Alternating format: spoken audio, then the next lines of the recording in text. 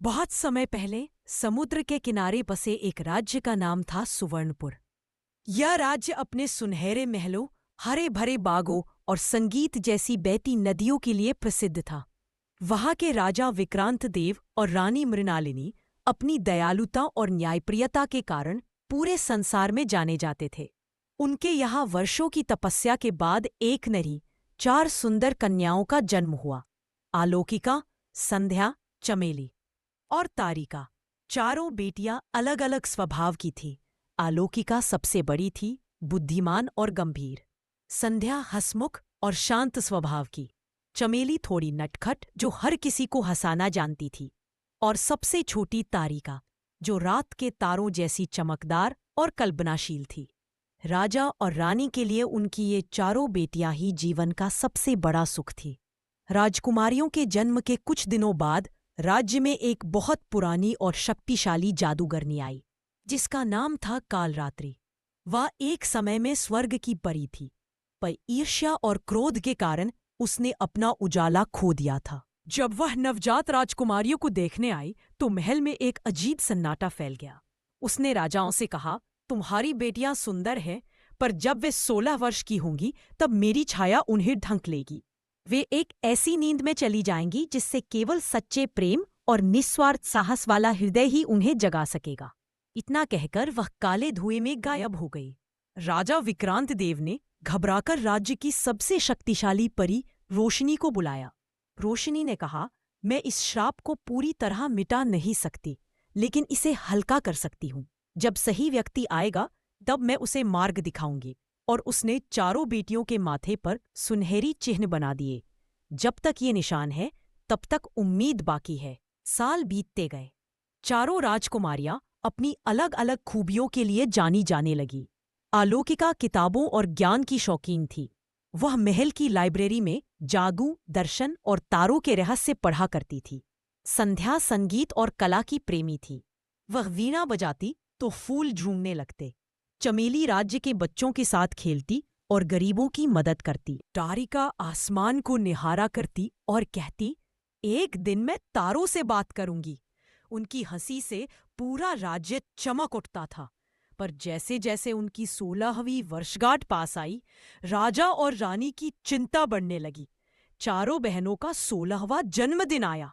पूरा महल फूलों और रोशनी से सजाया गया। लेकिन जैसे ही आधी रात हुई, अचानक चारों बहनों के कमरों में ठंडी हवा चली। दिए एक एक करके बुझने लगे और जब सब पहुंचे तो देखा, चारों राजकुमारियां अपनी बिस्तर पर सो रही थीं, जैसे किसी गहरी नींद में डूब गई हों। उनकी सांसें धीमी थीं, चेहरे शांत थे, लेकिन आंखें नहीं खुली। महल में मातम छा गया।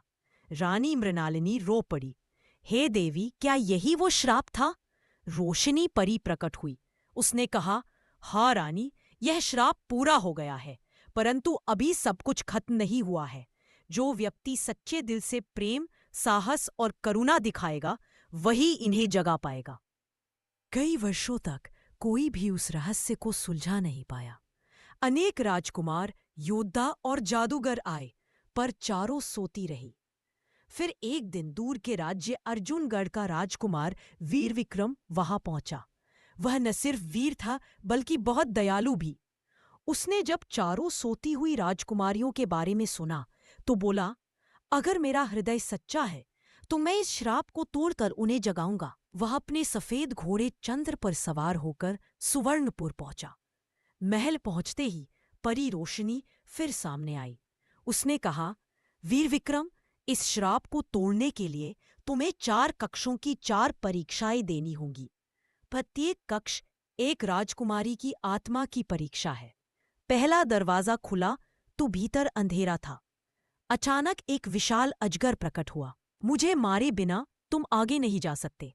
वीर विक्रम ने तलवार निकाली, पर फिर रुक गया।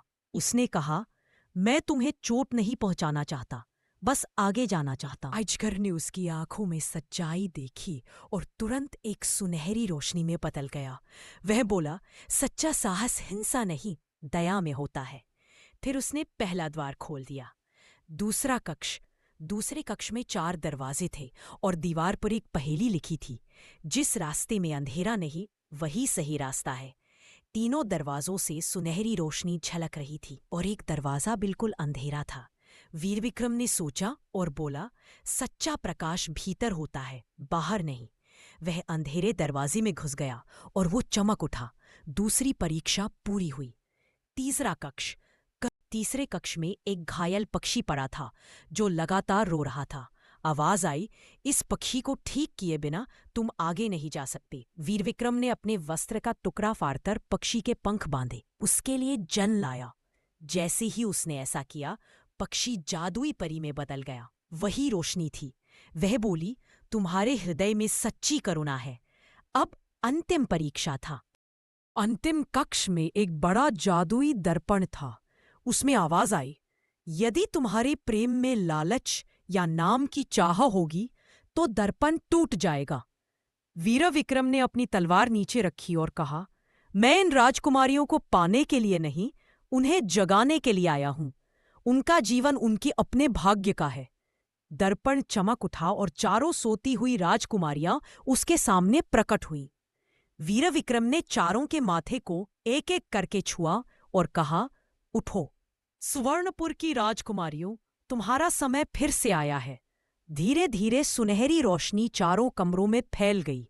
आलोकिका ने सबसे पहले आंखें खोली। फिर संध्या ने मुस्कुराकर कहा, हमें लगा हम एक सपना देख रहे थे। चमेली ने रोशनी परी को देखकर कहा, क्या श्राप टूट गया? और तारिका ने आसमान की ओर देखकर कहा, वो तारे फिर से चमक रहे हैं। चारों बहनों ने एक दूसरे को गले लगाया।